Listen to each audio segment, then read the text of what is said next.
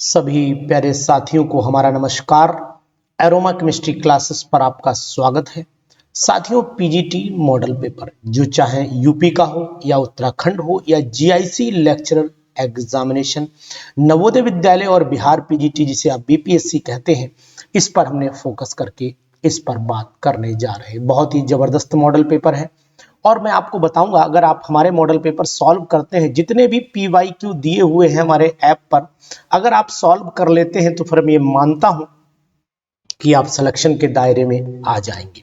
बहुत ही जबरदस्त model paper मैं ये लेकर के आया हूं आपके सामने। सुपर से भी ऊपर का ये मॉडल पेपर आपकी स्क्रीन पर है। देखते हैं कौन सा मॉडल पेपर है। Benzene reacts with acetyl chloride in the presence of AnCl3। तो आप जानते हैं कि बेंजीन का जो फार्मूला है वो तो ये होता है, और एसिटाइल क्लोराइड की अगर रिएक्शन कराते हैं तो मतलब CH3COCl लेते हैं, और in the presence of AlCl3 anhydrous अगर आपने यूज किया है तो फिर आपका एसिटोफिनोन बन जाता है। कहीं पर भी आप COCH3 लगा दीजिए, दिस इज द प्रोडक्ट।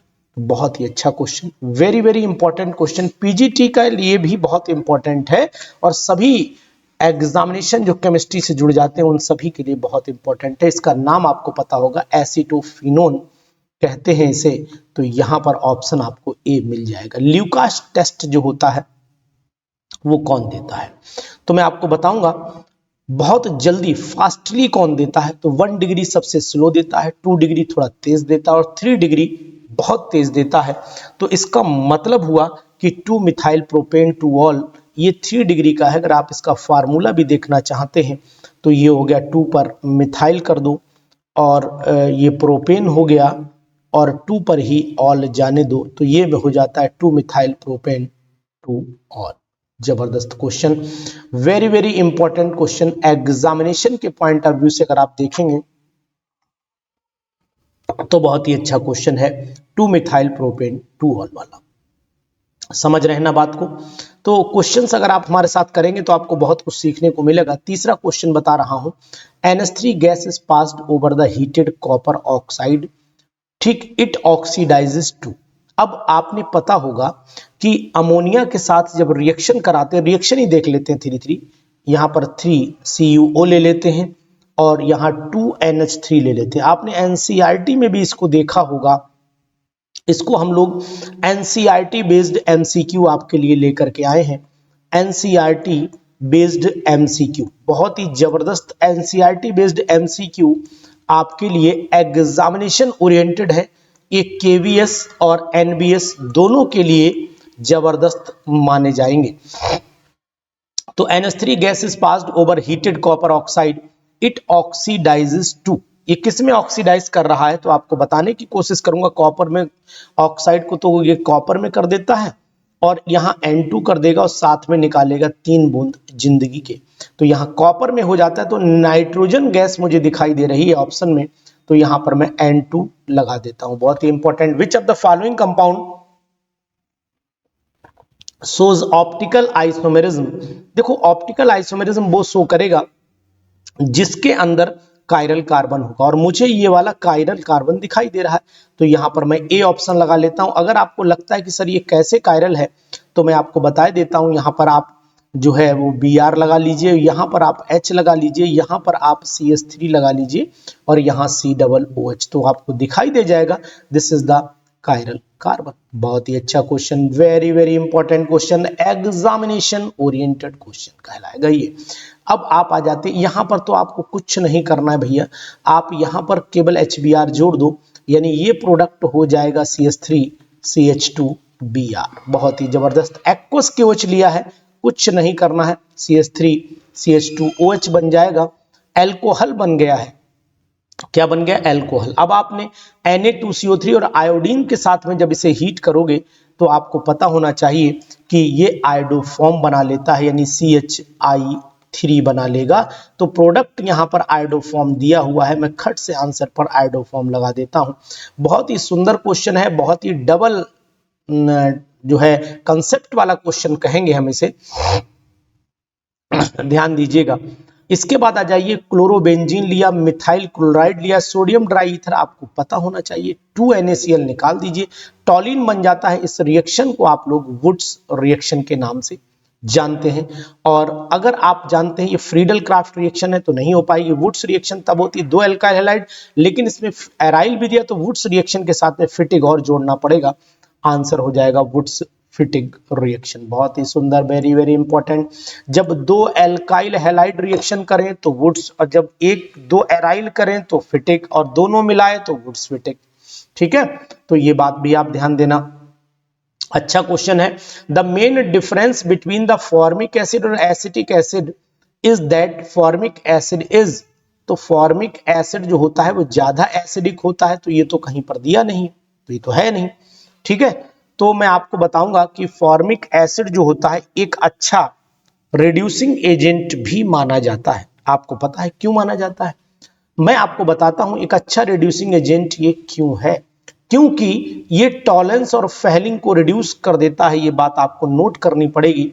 अगर हमने फॉर्मिक एसिड ले लिया और इसके साथ में हमने यहाँ पर Ag2O लगाया, यानी टॉलेंस रिएजेंट इसमें से डाला, तो टॉलेंस रिएजेंट मतलब हम इसे Ag2O शॉर्टकट में लिखते हैं, तो आपका ये CO2 निकाल देगा, वाटर निकाल देगा और सिल्वर मिरर दे देता है, क्योंकि इसमें एल्डिहाइड ग्रुप भी माना जाता है। और अगर इसे हम फेलिंग सॉल्यूशन के साथ में भी जोड़ देते हैं 2CuO, तब भी ये यहाँ पर ब्रिक रेड प्रेसिपिटेट Cu2O बनाता है, और साथ में CO2 निकलती है और वाटर निकल जाता, तो बेटर रिड्यूसिंग एजेंट ये माना जाता है।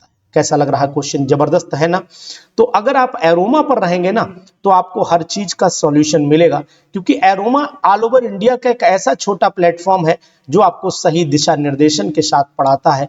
यहाँ पर कोई आपसे बहुत ज्यादा जो है वो एक्स्ट्रा बात नहीं करेंगे, ना न्यूज चैनल है, this is only the PGT based channel, और आप इसको सब्सक्राइब कर लीजिए। मैं तो कहता हूं एरोमा पर जितने आपको मॉडल पेपर दे रखे हैं, जितने आपके क्वेश्चंस दे रखे हैं MCQ, अगर आप एरोमा के ही कर लीजिए सिलेक्शन, कोई माई कलाल दुनिया में आपका रोक नहीं सकता है, इतना इसके ऊपर पढ़ाया गया है, ये जान लीजिए। हिंसबर्ग रिएजेंट की अगर मैं बात करता हूं तो डज नॉट रिएक्ट विद, तो हिंसबर्ग रिएजेंट किससे रिएक्शन नहीं करता है? बिल्कुल खुला लिखा हुआ है, ये 3 डिग्री से रिएक्शन नहीं करता है। 3 डिग्री आपके सामने ऑप्शन में है, तो it does not react with 3 degree amine. तो आंसर आप क्या लगाएंगे? आप लगा दीजिए, क्योंकि यहां पर अगर हम देखें हाइड्रोजन है ही नहीं, चेक भी कर लीजिए आप। 3 डिग्री में यहां पर भी आपको एल्काइल ग्रुप लगा है, यहां पर भी एल्काइल, यहां हाइड्रोजन है ही नहीं जो रिप्लेस हो पाए, तो इसका मतलब, और हिंसबर्ग रिएजेंट C6H5SO2 Cl होता है, यहां से Cl और H निकलना चाहिए, लेकिन वो है नहीं, तो रिएक्शन की पॉसिबिलिटी भी नहीं है। समझ गए ना? Ordinary glass is formed by mixing of, ordinary glass किससे मिलता है? तो सिलिका मिलाते हैं, है ना, ये तो आपको पता ही होना चाहिए। और आपका कैल्शियम कार्बोनेट और सोडियम कार्बोनेट होता है, तो यही सिलिका होता है। ऑर्डिनरी ग्लास का फार्मूला ही अगर हम आप इन तीनों को रिएक्शन मिला करके लिखना चाहें तो Na2SiO3.CaSiO3.4SiO2 ने होते हैं, और बाकी CO2 यहां से आप निकाल सकते हो, मतलब प्लस का CO2 आप लिख सकते हो। तो आंसर आपका बी यहां पर राइट है। साथियों, कैसे लग रहे हैं क्वेश्चन?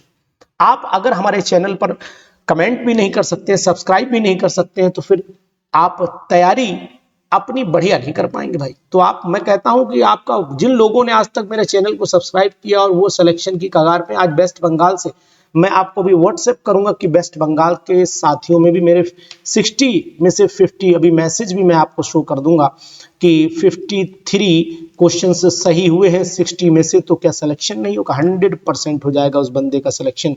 मैं आपको दिखाता हूं कि बहुत ही जबरदस्त है, इसने मुझे कमेंट भी किया है, मैं आपको दिखा देता हूं कि आप सोचोगे आई got 53 out of 60 in PGT, ये इसने लिखा है 53 मिले हैं इसके और 60 में से, तो 100% this student will be selected in examination.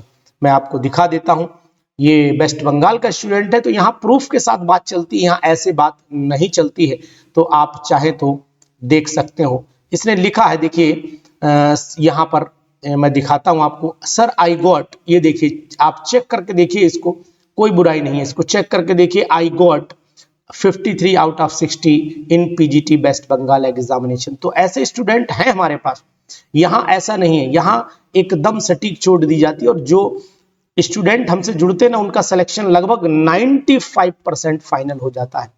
ये मान के चलिएगा आज तक ऑल ओवर इंडिया के सबसे ज्यादा सिलेक्शन अगर हुए हैं तो एरोमा केमिस्ट्री क्लासेस प्लेटफॉर्म ही पीजीटी का सबसे बेस्ट और सबसे शुरुआत है। इसको देख करके बहुत सारे लोग आगे चले हैं, ये आप जान लीजिए अच्छी तरीके से। मैं आपको इसलिए बता रहा हूं कि आपको जानकारी रहनी चाहिए। 10th क्वेश्चन पर आते हैं। 10th क्वेश्चन कह रहा है correct order of freezing 0.1 molar. अब भाई यहां पर आई का नंबर पता होना चाहिए ना, तो आई का नंबर अगर आपको पता है तो आप आंसर निकाल लेंगे। तो मैं तो कहता हूं यहां पर अगर आप देखो correct order of freezing point delta T F is equal to I K F M होता है। आई की वैल्यू जितनी ज्यादा होगी डिप्रेशन उतना ही ज्यादा हो जाएगा। तो करेक्ट फ्रीजिंग पॉइंट की बात कर रहा है, डिप्रेस अगर ज्यादा हुआ तो इसका मतलब है कम टेम्परेचर, फ्रीजिंग पॉइंट उसका बहुत कम हो जाएगा। ज्यादा किसका है, इसका मतलब तो यही पूछ रहा है ना। तो करेक्ट ऑर्डर फ्रीजिंग पॉइंट सबसे ज्यादा, फिर जिसकी आई की वैल्यू जिसकी सबसे कम होगी वो जल्दी, मतलब उसका फ्रीजिंग पॉइंट ज्यादा होगा। ये बात आप, कम नहीं होगा ज्यादा होगा। तो इस हिसाब से क्वेश्चन को अगर आप सोचेंगे तो पहला वाला ऑप्शन आपका राइट हो जाएगा। क्वेश्चन को ध्यान दीजिएगा, फ्रीजिंग पॉइंट पूछा है ना कि डिप्रेशन इन फ्रीजिंग पॉइंट पूछा है।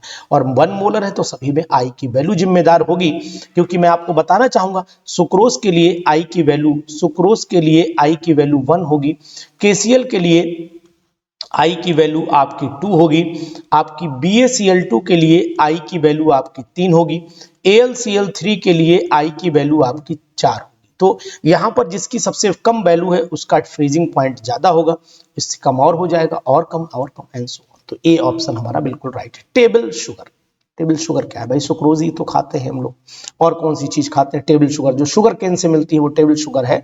तो यहाँ पर सुक्रोज को हम लोग टिक कर लेते हैं। साथियों क्वेश्चंस पर एक बार तो कमेंट आपका बनता है, इसी समय बनता है, और मैं कहता हूं कि आप अभी के अभी कमेंट कर दीजिए, हाथ रोक कर दीजिए। ईश्वर हो सकता है आपका सिलेक्शन इसी क्वेश्चन के बेस पे करा दे। क्वेश्चन नंबर 12 पर चले आइए। क्वेश्चन नंबर 12 बहुत ही जबरदस्त। 3/4 quantity of the radioactive substance disintegrate 60 minute. Time आपका 60 मिनट दे रखा है, हाफ लाइफ पीरियड पूछ रहा है, आपको फार्मूला पता होना चाहिए n is equal to n0। यहां पर बहुत ही जबरदस्त क्वेश्चन 1/2 की पावर n लगा दीजिए। अब यहां पर इनिशियल नंबर कितना है, 1 है, और ये आपका हो जाता है, अगर हम इसको नीचे ले आते हैं, बहुत ध्यान से देखिएगा क्वेश्चन को, तो ये आपका हो जाएगा, ईमानदारी से क्या हो जाना चाहिए, इफ 3 क्वांटिटी ऑफ रेडियोएक्टिव, अच्छा 1 में से घटा देना पड़ेगा इसको, सॉरी डिसइंटीग्रेट हो चुका है, तो 1 में से 3/4 आप घटा दीजिए, तो ये 1/2 बचा, तो यहाँ पर 1/2 हो गया, is equal to quantity initial हमने 1 मानी ली है, तो यहाँ 1 रख दो, यहाँ पे 1/2 की पावर n, तो n की वैल्यू यहाँ पर आपकी कितनी आ जाती है, नहीं 3/4 का घटा तो 1/4 बचेगा ना, ओ सॉरी 1/4 बचा, तो 1/4 का मतलब हुआ यहाँ पर 1/4 करेंगे तो 1/2 की पावर अगर मैं 2 कर दूं तो ज्यादा सही रहेगा ना। तो ठीक है, आप भी सहमत होइए। तो n इज इक्वल टू यहाँ पर 2 आ गया। अगर n इज इक्वल टू 2 आ गया तो हाफ लाइफ का फार्मूला आपको पता होना चाहिए कि यहाँ पर हाफ लाइफ हो जाएगी, दिया है डिसइंटीग्रेट टाइम दिया है, तो half life is equal to 60 divided by 2, तो 2 30 हो गया, यानी कि 30 मिनट हो गया ना।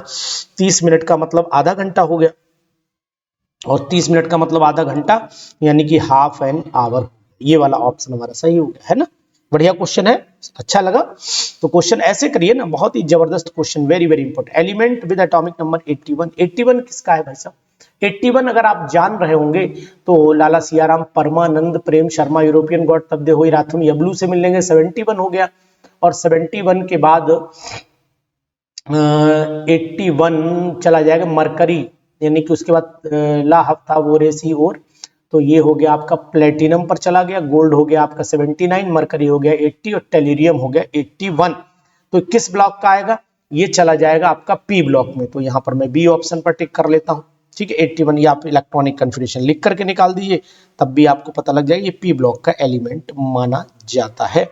तो बहुत ही जबरदस्त क्वेश्चन, वेरी वेरी इंपॉर्टेंट, ठीक। इसको आप जो है पी ब्लॉक में मरकरी थैलियम, हाँ थैलियम, सॉरी थैलियम, ठीक है 81 थैलियम का ही आएगा, टी एल जो है वो थैलियम का है, ठीक है, और टेल्यूरियम का टी होता है, टेल्यूरियम भी हालांकि पी ब्लॉक का ही है, लेकिन 81 इससे मिलाना है तो फिर आपको थैलियम, बिल्कुल करेक्ट। 40 चले आइए, जबरदस्त क्वेश्चन ये वाला, तो पीजीटी का बड़ा फेमस क्वेश्चन माना जाता है। बेसिक स्ट्रेंथ किसकी ज्यादा है, तो कहाँ ज्यादा ओएच निकल रहा है, सिंपल सी बात है कि ज्यादा ओएच के साथ ये देखना है कि ओएच जल्दी कौन रिलीज कर रहा है, ये बात। तो बेसिक स्ट्रेंथ हाइड्रोक्साइड ऑक्साइड की ऊपर से नीचे आने पर क्या होती है, इंक्रीज करती है, और लेफ्ट टू राइट चलने पर क्या हो जाती है, वो आपकी पीरियड में चलोगे तो डिक्रीज कर जाती है। तो यहाँ पर NaOH MgOH ये डिक्रीज कर रही है, तो इसका मतलब सबसे अच्छा बेस तो NaOH ही माना जाता है भाई, वैसे भी आप जानते हैं। तो यहाँ पर आप सी के साथ में चले आइए, ये भी क्वेश्चन बहुत जानदार है, बहुत शानदार क्वेश्चन है। Which of the following will give the carbylamine test, तो कार्बाइल एमीन टेस्ट आपका प्राइमरी 1 डिग्री एमीन देता है, और यहाँ पर कार्बाइल एमीन टेस्ट जहाँ पर एनिलीन NH2 लगा होगा वो 100% दे देगा। तो एनिलीन यहाँ लगा है NN di methyl, 2,2 di methyl नहीं, हाइड्रोजन है ही नहीं, N नहीं, तो मुझे लगता है मैं अगर ऑप्शन के साथ में जाऊंगा तो ऑप्शन किसके साथ में चला जाऊंगा, तो मैं तो फिलहाल दिखाना पड़ेगा एनिलीन फ्री कहां पर है, पहले चेक कर लेता हूं। NN डाई मिथाइल एनिलीन तो हो नहीं पाएगा क्योंकि वो N पर लगा या हाइड्रोजन है ही नहीं, तो ये तो आप कट कर दो। 2,4 डाई मिथाइल पर चले आओ, तो 2,4 डाई मिथाइल पर अगर आप आते हो तब भी काम बन सकता है क्या, नहीं 2,4 पर बन सकता है, पॉसिबिलिटी है, ठीक है 2,4 डाई मिथाइल पर काम बन सकता है। N मिथाइल 2 मिथाइल, ये भी, इस पे भी एक N पे हाइड्रोजन लग गया है ना। फिलहाल बी ऑप्शन पर आप जाइए और एक बार अपना भी व्यू आप में दीजिएगा कि 2,4 डाई मिथाइल एनिलीन अगर मैं लिखता हूं तो एनिलीन यहाँ बिल्कुल NH2 ग्रुप बिल्कुल 100% फ्री है, यहाँ NH2 ग्रुप 100% फ्री हो जा रहा है ना, ये NH2 ग्रुप, अब यहाँ 2 पर हो गया मिथाइल और यहाँ पर, तो फिर भाई आंसर तो परफेक्ट यही, ज्यादा सोचना विचारना नहीं है, ठीक है ये है। तो चलिए N मिथाइल N पर लगा ही नहीं सकते, N मिथाइल ना, ये तो होंगे ही नहीं, N वाले तो ऑप्शन ही नहीं जाएंगे इसके अंदर, तो चलिए इसके साथ हम नहीं, हम फिलहाल बी के साथ में जाएंगे और यही ऑप्शन हमारा राइट है, हम कंफर्म है, आप कंफर्म हो जाइए, कोई दिक्कत नहीं है। चलिए 16 पर चले आते हैं, बहुत ही अच्छा क्वेश्चन है। 16th वाला क्वेश्चन कहता क्या है, अच्छा ये इन्होंने ए बी के, इसे ए है, ये बी है, ये सी है, सबकी एनर्जी दे दी। तो मैं आपको बताने की कोशिश यहाँ पर ये करूंगा कि अगर इक्वेशन हमें चाहिए क्या, फाइनल इक्वेशन ये चाहिए C प्लस CO2, हाँ ये चाहिए, तो सेलेक्ट, अच्छा correct statement, heat of formation CO2 की ये है, हीट ऑफ कंबस्शन कार्बन की ये है, तो कार्बन की तो ये है नहीं, ये भी आप जान लीजिए, ठीक है। तो आंसर हम क्या लगाएंगे इसमें, 16 वाले में थोड़ा सा विचार करना पड़ेगा और इस विचार के साथ ही हम आंसर को एक्सप्लेन करते हैं। थोड़ी सी आप जो है इसमें आप हीट ऑफ फॉर्मेशन पहले निकाल के देखो, एक एक चलो, हीट ऑफ फॉर्मेशन निकालो CO2 की, तो CO2 की हीट ऑफ फॉर्मेशन कितनी निकलेगी, इन दोनों को जोड़ के ही मिली है, तो बिल्कुल राइट, ये तो ट्रू हो जा रहा है, ठीक है ना, इन दोनों को जोड़ोगे ना तो आपको मिल जाएगा ना, यहाँ सर C दिया है, यहाँ CO कैंसिल हो जाएगा, बिल्कुल right, 100% right. Heat of combustion carbon की A प्लस बी है, कार्बन की हीट ऑफ कंबस्शन अगर आप चेक करना चाहो तो कंबस्ट हो गया यहाँ पर 100%, ये CO है, ये CO2, ठीक है, ये भी सही है, ये भी ट्रू हो जाता है। डेल्टा S3 निकालोगे तो इन दोनों का, इसमें से पहले वाले में से दूसरा घटाओगे तो आप ऑटोमेटिकली आ जाएगा, ठीक है, ये भी सही है। तो फिलहाल अब ऑप्शन मेरा जो परफेक्ट आ रहा है वो all of the above are correct statement, very good side, एक एक करके पढ़ेंगे ना तो बिल्कुल कंफ्यूजन खत्म हो जाएगा। ये example reaction is catalysed by, आपको दिखा है Br नेगेटिव, एग्जाम्पल किस चीज का है, तो भाई साहब मैं आपको बताने की कोशिश करूंगा। देखो यहाँ पर एक्वस है, ये भी एक्वस है, तो फिर साफ दिखाई दे रहा है कि एग्जाम्पल होमोजीनियस का हमें समझ में आ रहा है, तो आप यहाँ पर ए ऑप्शन के साथ चले जाइए, होमोजीनियस कैटालिसिस का एग्जांपल, रिएक्टेंट और कैटलिस्ट दोनों सेम फेज में है। इथाइलिन डाइब्रोमाइड यहाँ लिया, ए लिया, अब यहाँ पर ए होगा क्या, तो आपको पता होना चाहिए एल्कोहलिक KOH होगा, इससे पहले काम नहीं चल पाएगा, तो यहाँ पर 18 वाले के साथ में एल्कोहलिक KOH आप लगा लीजिए। ये रिएक्शन बहुत जरूरी है और बहुत इंपॉर्टेंट है, एग्जामिनेशन में बहुत आती है कि आयोडीन ये लिया आपने, टेट्राथायोनेट बना दिया आपने, ठीक है ना। तो अब इसमें आपको करना क्या है, द अबव रिएक्शन आयोडीन कौन कौन रिड्यूस, सिंपल सा पता कर लो। यहाँ जीरो ऑक्सीडेशन स्टेट -2 है, यहाँ पर इलेक्ट्रॉन गेन हो रहा है, गेन का मतलब इसका रिडक्शन हो रहा है, ठीक है, इसका रिडक्शन हो रहा है। तो आयोडीन जो है वो क्या हो रही है, रिडक्शन हो रही ना, तो इसका मतलब हम आंसर क्या लगाएं, और ये वाला सल्फर 3 दूनी 6 हो गया, और 6 में से आपका 2 घटा दो तो यहाँ पर प्लस का 4 हो गया, 3 दूनी 6 और प्लस का 3 प्लस का 2 कर दो तो ये आपका ऑक्सीडेशन हो गया। भाई ऑक्सीडेशन तो सिंपल सी बात हो ही रहा है, क्योंकि यहाँ पर टेट्राथायोनेट -2 इसमें 3 दूनी 6, यहाँ 6 दूनी 12 में से 2 गया 8, यहाँ 8, ठीक है। यहाँ आपका जो है वो -2 आ रहा है, और यहाँ पर माइनस का आपका 4 आ रहा है, तो प्लस का 4 आ रहा है, यहाँ प्लस का 2, तो लॉस यहाँ पर और हो रहा है, तो ये ऑक्सीडेशन हो गया, ये आपका रिडक्शन, ये आपका रिडक्शन है, ये आपका रिडक्शन हो गया, और ये आपका हो गया ऑक्सीडेशन, सॉरी यहाँ पर आना है ऑक्सीडेशन हो गया ये, ठीक है। अब इसका मतलब है कि आयोडीन जो है वो हो रही है रिड्यूस, आयोडीन क्या हो रही है, रिड्यूस हो रही है, और जबकि सल्फर जो है वो ऑक्सीडाइज हो रहा है। तो आंसर क्या लगाएं भैया, ये वाला लगा ले, परफेक्ट आंसर है ना। थोड़ा सा डिस्कशन के साथ हम कर रहे हैं, तो इससे आपको थोड़ा सा ये दिक्कत नहीं होगी। Which is the stronger acid, तो एसिटाइलिन जो है यहाँ पर स्ट्रॉन्गर एसिड में मान करके अगर चलूं तो आप कहोगे कि सर सही है, लेकिन मैं आपको बताने की कोशिश करूंगा कि सबसे ज्यादा अगर हम लोग 20 वाले क्वेश्चन पर थोड़ा सा डिस्कशन ये कर लें कि मिथाइल अल्कोहल जो होता है वो अगर नोटिस कर पाओगे आप, ये CH3OH है, ये वाटर से वीक एसिड माना जाता है, ये बात ध्यान दो। मिथाइल अल्कोहल अगर देखो तो ये H पॉजिटिव तो देता ही निश्चित है भाई, ये नेगेटिव बनेगा, H पॉजिटिव बनेगा, लेकिन वाटर से वीक एसिड माना जाता है। तो यहां पर वाटर सबसे स्ट्रॉन्ग जो एसिड आता है वो वाटर आता है, फिर आपका मिथेनॉल आता है,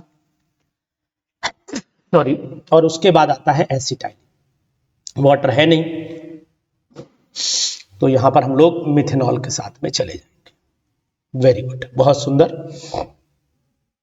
21 पर चले आते हैं। Number of the spectral line of the Lyman series of the electron, it jumps from 6 to first level, ये 6 to first level Lyman series में जा रहा है, तो 21 वाले का क्या जवाब देना चाहेंगे? चलो देखते हैं, फार्मूला लगा देते हैं। नंबर ऑफ स्पेक्ट्रल लाइन का n-1 और बाहर n होता है अपॉन 2, तो 6 में से 1 गया 5, और 5 पंजे 25/2, अच्छा 6 बाहर आया ना, 5 छक्का 30 हुआ ना, तो यहाँ पर 6 - 1/2 और यहाँ पर 6, तो ये हुआ 5 × 6/2, 30 15 आ जाएंगे, तो 15 आप यहाँ पर लगा लीजिए। बहुत ही अच्छा question, very good, nice. Which of the following compound does not liberate CO2 from NaHCO3? भाई बड़ा अच्छा क्वेश्चन दे दिया यार, यानी कि कौन सा इसमें कंपाउंड है जो CO2 लिबरेट नहीं करेगा, तो आपको बताऊंगा,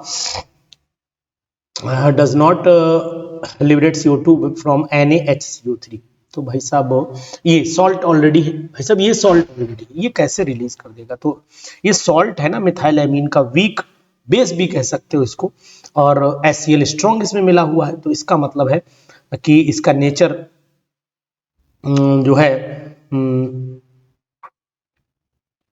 गड़बड़ा जाएगा, तो H रिलीज कर देगा ना CO2। अगर एसिड स्ट्रॉन्ग है ना, इसके अंदर एसिड स्ट्रॉन्ग है, अगर हम देखेंगे तो CH3NH2 हुआ और साथ में है HCl, तो ये तो रिलीज कर देगा, तो ये ऑप्शन भाई साहब नहीं हो पाएगा, मुझे लगा यही होगा, तो ये ऑप्शन नहीं हो सकता है।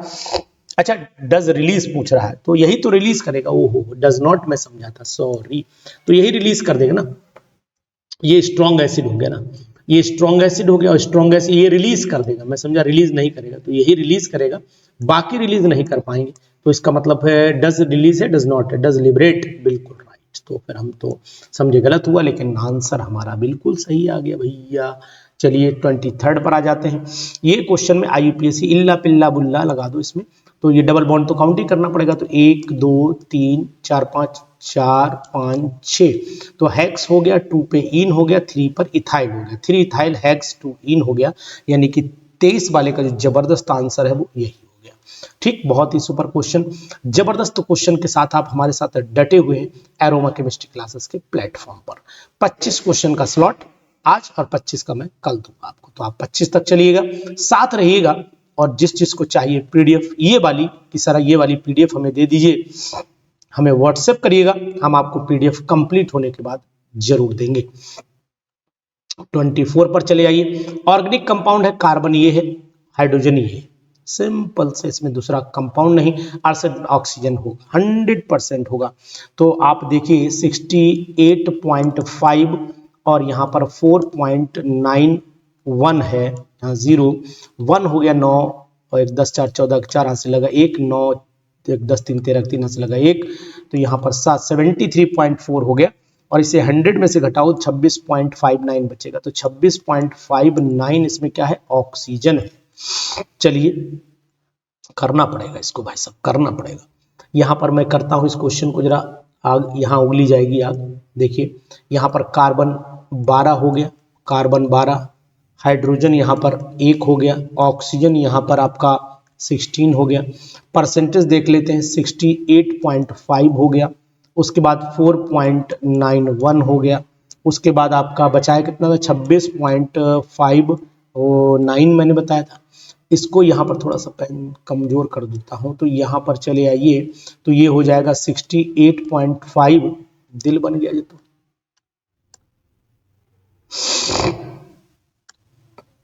68.5 डिवाइडेड बाई 12, यहाँ 4.9 डिवाइडेड बाई 1, यहाँ 26.59 डिवाइडेड बाई 16, यही तो रहेगा ना। ये लगभग 12 पंजे 60, 12 सत्ते 84, ठीक है, 5.7 के आसपास आप चेक करिएगा। ये तो हो गया लगभग 4.9 के लगभग यही आएगा, और 16 एक कम 16 हो जाएगा, और 16 छंग 96, 10 हाँ ठीक, 16 छंग 96, तो 1.6 मान लेते हैं थोड़ी देर के लिए। आप देखिएगा, आप भी करिएगा, मैं थोड़ा कम वैल्यू पर लेकर के चल रहा हूँ। सबसे छोटी वैल्यू मुझे यही दिखाई दे रही, तो 5.7 डिवाइडेड बाई 1.6, 4.91 अपॉन 1.6, और यहाँ पर 1.6 डिवाइडेड बाई 1.6 हो गया, तो यहाँ पर आपका 1 हो गया, यहाँ पर लगभग आप मान के चलिए कि 3 के आसपास हो गया, 16 तो नहीं, 16 कम 16 16 नहीं,